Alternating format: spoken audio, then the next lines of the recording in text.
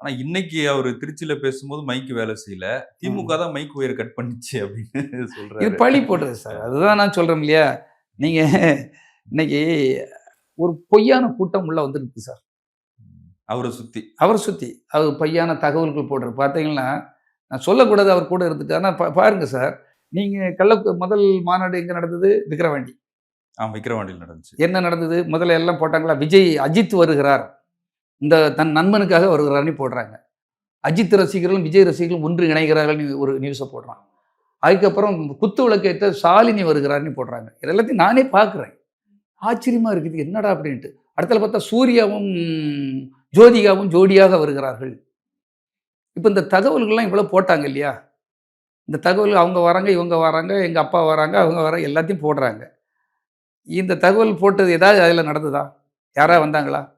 அப்போ பொய்யா ஒண்ணு போட்டு நீங்க ஒரு கட்டமைப்பு, புனரமைப்பு பண்றதுக்கு நினைக்கிறீங்க. இல்ல அப்படி சொல்றதுனால நெறைய கூட்டம் வரும்னு எதிர்பார்க்கலாம். வரும்ல சார். ஆ. சார் இப்போ இப்ப ஒருத்தன் பார்த்தவன் 10 பேர்த்துட்ட சொல்ல முடியாது. அஜித் வாராருன்னு போட்டிருக்கு. ஸ்டாலினி தானே குத்து விளக்கு வைத்தா, அப்ப தலைவரும் தலையும் தளபதியும் ஒண்ணு சேர்ந்துட்டாங்க போல. நம்புவோம்ல. சார் அத பார்த்து நம்புறவங்க எல்லாரும் நம்பலட்டும். ஒரு 50% நம்புவாங்க சார். அதனால தானே இவ்வளவு பெரிய தற்கொலை கூட்டம் நீங்க சொல்றதெல்லாம் நடக்குது. குதிக்கிறது செய்றதெல்லாம் எப்படி நடக்குது? நீ கூட்டத்த உருவாக்கணும்னு நீ ஒரு போலி பிம்பத்த உருவாக்குற.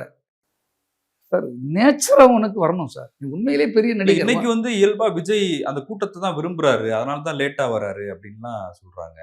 ஷூட்டிங்க்கு கரெக்ட்டா வர்ற விஜய், இங்க ஏன் லேட் பண்றாரு? அப்படின்ற அதான் கரூர் சம்பவத்துல மிகப்பெரிய ஒரு தப்பு சார் அது. சார் அவங்க எல்லாரும் மனுஷன் தான் சார். முதல்ல மனுஷனா மதிக்கணும். உங்கள நம்பி வர ரசிகர் சார். நீங்க சொன்னனால வாராங்க. நீங்க போய் ஒரு எஸ்பி ஆஃபீஸ்ல அனுமதி கேட்குறீங்க. அவங்களா உங்கள நீங்க நடத்துங்க நீங்க வந்து கேட்டாங்க. ஏதாவது கெஞ்சினாங்களா? ஏதாவது அரசாங்கம் உங்கள வந்து கெஞ்சுறாங்களா? இல்ல போலீஸ் அதிகாரிகள் நீங்க நடத்துங்கன்னு கேட்டாங்களா? திரும்ப திரும்ப அவங்க இதுல பிரச்சனை வருது, அது வருதுன்னு அவங்க அவங்க உடனே எங்கள நடத்த விடாம தடுக்கிறீங்கன்னு நீங்க தான் கம்ப்ளைண்ட் பண்றீங்க.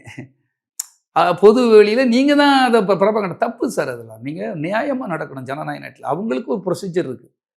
ஒரு இடத்துல நீ மீட்டிங் நடத்தினா அது கரெக்ட்டா நடக்குமா? அந்த மக்கள் எப்படி அதில போதுமா? இதுவா? எல்லாம் கேட்க தான் செய்வாங்க. ஆனா நீங்க எல்லாருக்கும் பதில் என்ன சொல்றீங்க? நாங்க கரெக்ட்டா எத்தன மணிக்குன்னா அந்த டைம் சொல்றாரு. எத்தன மணி சொல்றாரு? 3 மணியா?